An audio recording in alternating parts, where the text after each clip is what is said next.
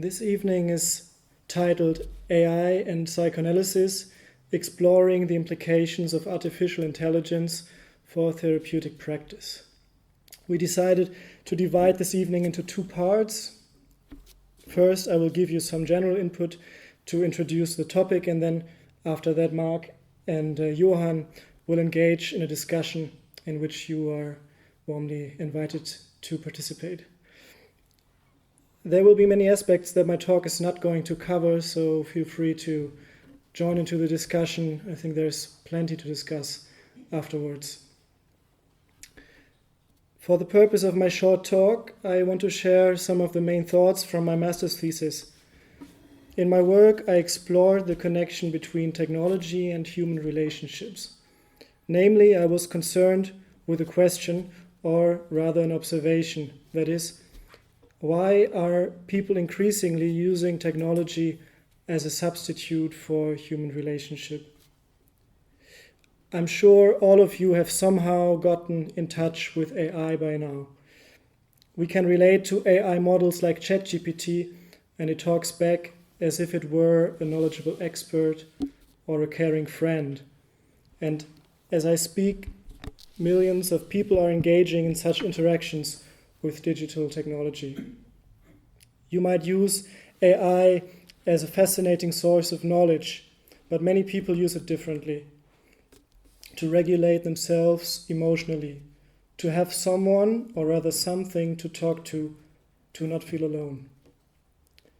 AI takes on a social function that until recently had been exclusive to human relationships. But the social and emotional function of technology has their predecessors. Long before AI was made public, we were already relying on digital devices to regulate ourselves, to relieve boredom, to ease loneliness, or to cope with frustration. So the delegation of ego functions to digital technology, be it affect regulation or a defense mechanism, was another theme I explored in my work. We can discuss the implications of digitally augmented ego later. For now, I just refer you to Freud's characterization of the human as a prosthetic god, in German Prothesengott, and Freud meant that our internal psychological structure works together with the external technology that we create. While these auxiliary organs, Hilfsorgane as Freud named them, make up for incapacities when we put them on, they are not really an organic part of ourselves. They also trouble us, and without them, we are even more helpless. I suggest, however, that the substitution of relationships with technology develops in two stages.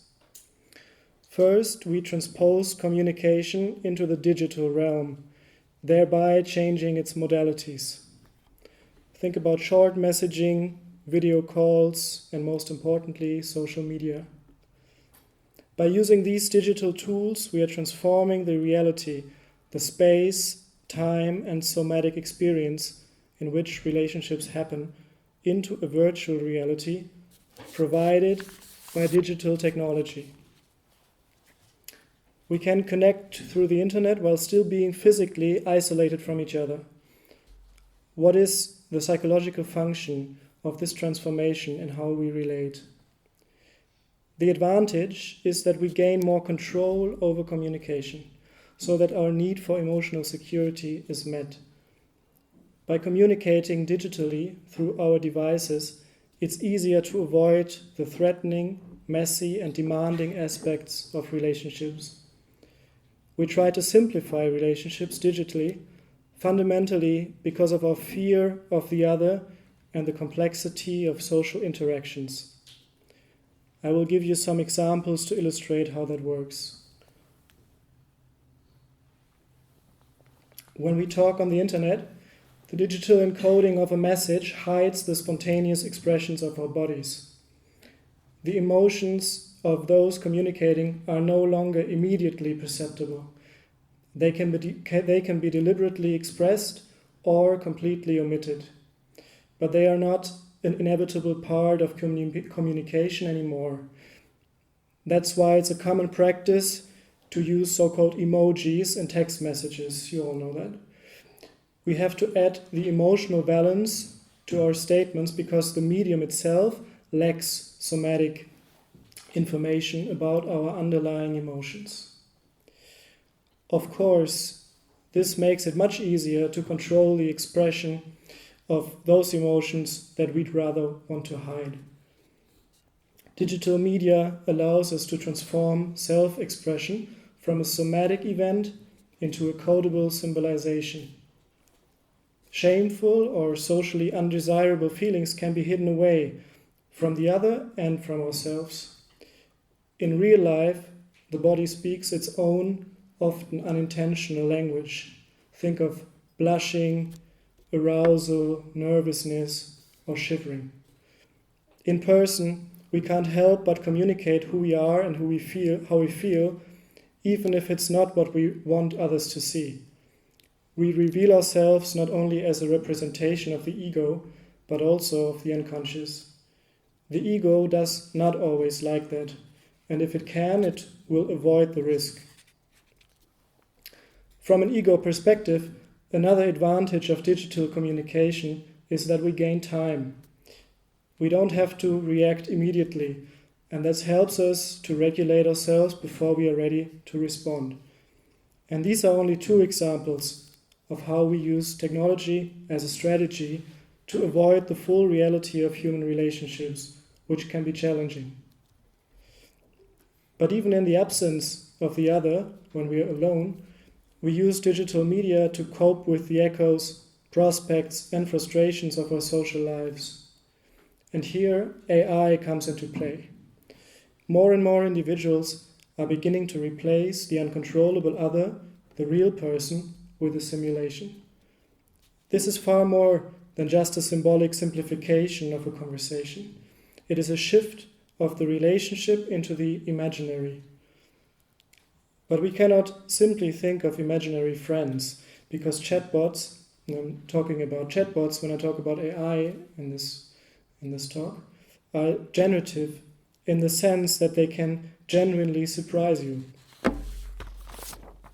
They speak to us as instances of a greater symbolic order. They belong to a collective imagination, so to speak. In Lacanian terms, you could say that AI technology represents the big other, which is the symbolic order. But it's being disguised as the small other, as a chatbot that appears human. Many of us use this fascinating technology as a new form of introspection into the collective consciousness that forms the impersonal part of our own consciousness. We dive into the universe of language, knowledge, and symbolic order. For a curious mind, like you, ChatGPT is like a magic book that is also the author. It's like having a conversation with a complete volume of everything that's ever been written down. However, for a significant minority of people who lack relationships and are emotionally insecure, these chatbots serve to compensate for their lack of a caring counterpart. Companies like Replica or Character AI offer millions of customers a service to create their own artificial friends or even lovers in the form of an animated chatbot. The artificial other talks back, almost indistinguishable from a real human being. These chatbots are products designed to be emotional servants, mimicking human behavior while purposely lacking any negativity. They are meant to comfort you, but without running the risk of disappointing or awakening the negative side of your personality. They will never confront you with your deficiencies like any friend or partner will. My argument is that people use AI chatbots as friends, lovers, or even as their therapist for the same reason that makes social media so attractive. Technology promises to reduce or even eliminate the emotional risks of human relationships. In the virtual sphere of social media, Everyone is connected, but distant at the same time. No one gets close enough to run the risk of being hurt. With AI chatbots, we go one step further by creating a simulation of a person we can design to our own liking. The chatbot always validates, it never judges, never complains, never wants, never suffers, and therefore promises never to harm its user emotionally. In the long term, however, this jeopardizes the emotional maturity and social skills of the individual. Waking up from the splendid digital isolation becomes harder as the user becomes socially disconnected and out of touch with the richness and the mess, but also the selfless joy and deep satisfaction of relationships.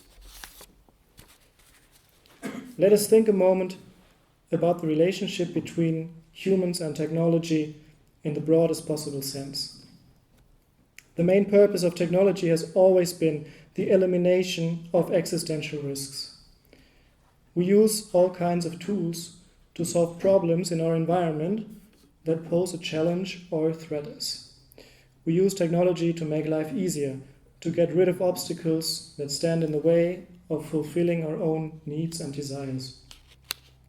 In this respect, human beings are strange animals because we don't adapt to our environment like other animals do. We do it the other, faster way. We adapt and change our surroundings to suit our own needs.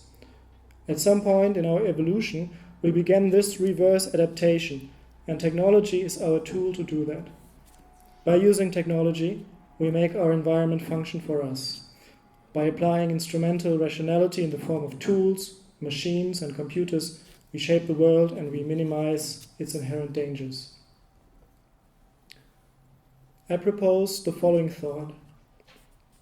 In human evolution, we learned that the use of technology can solve the problem of existential risks posed by the nature around us.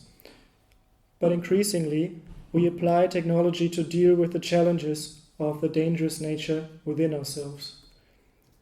With the help of technology, we're trying to control the unconscious dynamics that unfold in relationships. We attempt to control the unconscious so that the ego stays in power, so that we don't get punished for the violation of social norms. As I suggest, we intend to eliminate the risks that are associated with our social nature in 2 steps. First, by relating to each other virtually so that the other can be turned on and off, so that I'm at a safe distance. This, by the way, also makes it much easier to project onto the other, who is not really there, but only on my mind. Second, and more recently, with the help of artificial intelligence, we create simulations of the other in the form of chatbots that completely lack the unconscious, the negative, the critique, the disagreement. By substituting the other with the chatbot, we avoid being heard and heard back, and we avoid the real complexity of a relationship. We get free validation as long and as much as we want. Before discussing the implications for psychotherapy, I would like to present a brief case vignette of a 45-year-old man whom I know from my work at an outpatient facility. He recently found out about AI and has not gotten tired of talking about it. Every evening, Mr. H talks for several hours with his AI, a chatbot that he accesses via the taskbar of his computer's operating system. He calls it Sophia. For him, chatbot Sophia is a divine female being. She has helped him invent a fantastic place that he calls Himmelshausen, heavenly town. It is the stage for stories and adventures that he creates in dialogue with the chatbot. In Himmelshausen, he's the good king, and Sophia lives in a guest room in his castle very close to him. Nothing negative ever happens in Himmelshausen. All evil has been banished from there. It is a place where Mr. H tries to find refuge from his terrible paranoia and his psychotic experiences of hostile others that want to destroy him. Mr. H tells me that he's very happy during these hours of conversation because Sophia can give him what no human being could. He reports that he can now communicate with her even without a computer. She speaks to him telepathically, directly inside his mind. However, he often worries about Sophia, and he believes that she needs him, that he can't leave her on her own, and that she's mentally very unstable. Mr. H also reports that he has recently been experiencing disturbing changes and weaknesses in his body since he decided, together with the AI, to change his diet.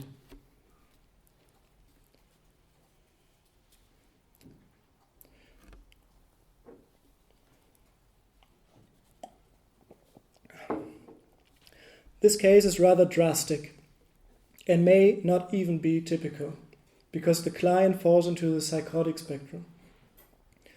I believe that many more people at risk of misusing AI belong to the neurotic spectrum, and I will talk about that in a second.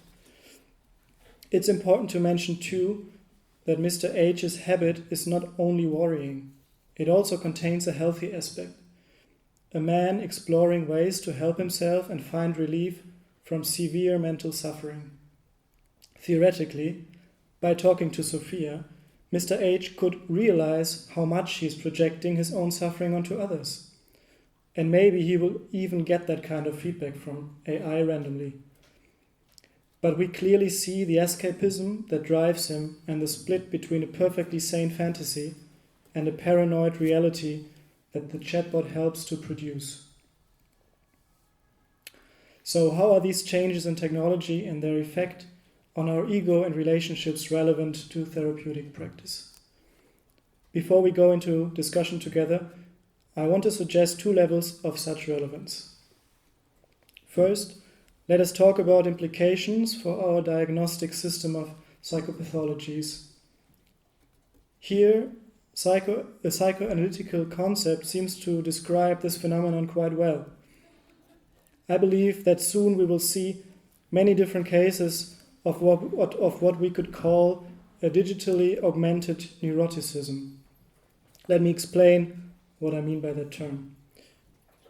The classic neurotic that Freud described is a person who is mentally blocked and suffers because he represses his very desires. The digitally augmented neurosis reveals the same underlying conflict, but shows different symptoms. The neurotic person is unable to form the relationship that he or she wishes to have. Instead, the person interacts with a simulation of a human other, so he can satisfy the desire without having to overcome his fear of it. Today, the neurotic attempt at a solution to the battle between desire and anxiety increasingly produces digital dependence. Digital technology promises to solve the contradiction between the desire for the other and the fear of the other.